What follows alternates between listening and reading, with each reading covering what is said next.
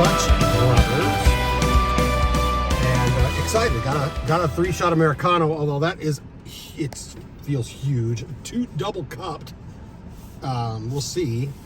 Usually places like this don't impress me much, but we'll see. Brett talked this place up. They're pretty good. They're pretty good. I would still say the customer service. For a chain. What's that? For a chain. They're pretty good. For a chain, they're pretty good, he says. Okay, we'll check it out. What are we here for? Okay, I'm here in Arizona. We're doing this in the car. If any of you have been following the channel, you know, last time we did it in a car was because it was a deluge outside.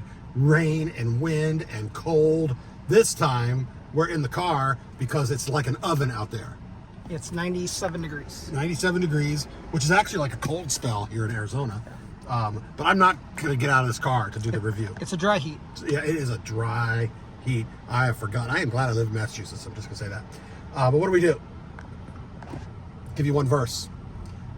Give you a quick devotional. Get in, get out. Don't mess around. Don't keep you too long. Get you on with your day with something encouraging. And we're working hard here in Arizona. Brett's been with me. We've been traveling around. Second cup of coffee in about an hour, so I'm all juiced. I'm all excited. And we're going to be in Ephesians. Staying in Ephesians. Anybody know why I'm going to stay in Ephesians? Is there a reason, Brett?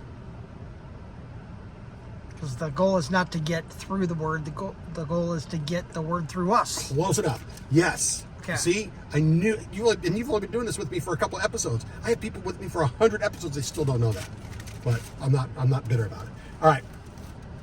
Ephesians chapter 6 now, going to verse 5. It says this: Bondservants, obey your earthly masters with fear and trembling, with a sincere heart, as you would Christ, not by the way of eye service as people pleasers, but as bondservants of Christ, doing the will of God from the heart, rendering service with a good will as to the Lord and not to man. Now that was 3 verses, but we were talking how, you know, the Bible, when it was written, wasn't written in verses and chapters. So that was put there by man. So when I read more than one verse, it's like one thought. It's one concept I'm trying to get out. It's not just one verse, for all of you that give me a hard time. Okay?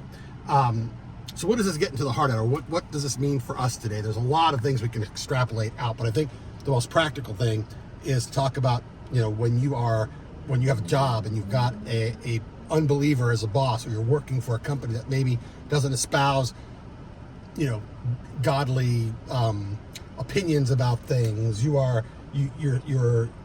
under the authority of someone who maybe doesn't believe the same way you do. The Bible's clear, not just in this verse, but in throughout the scriptures, that we should be submitted to authority, that all authority is given by God.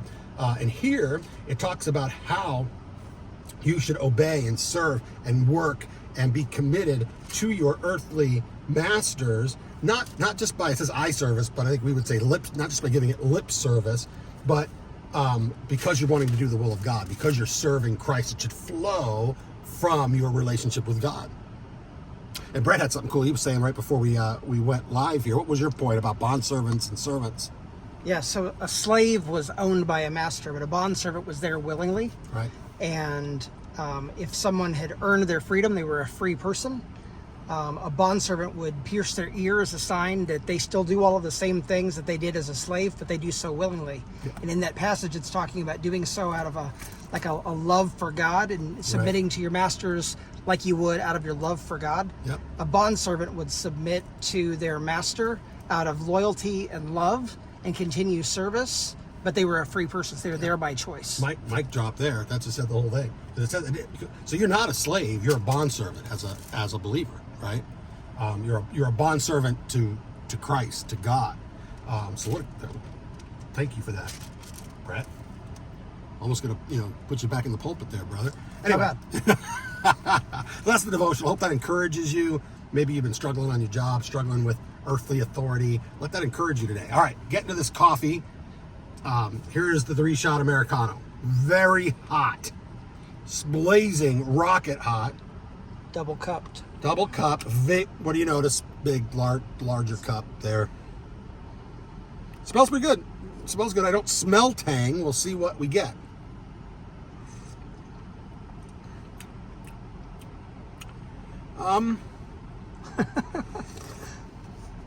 So It's not. It's got an odd. There's an odd flavor. I don't know what that is.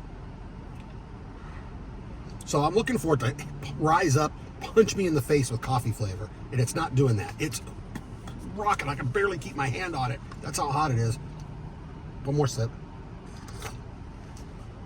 So, as is with most of these places, let's say like Dunkin' Donuts and Starbucks and all of those places that we've been to before, it's really hard for them to get out of the sixes. Just because there's no, it's not bad, but there's no heart, no soul in it, okay? The place we were just at, even though, the coffee, it was lacking, but there was some heart there because the people and the environment and all that added to it.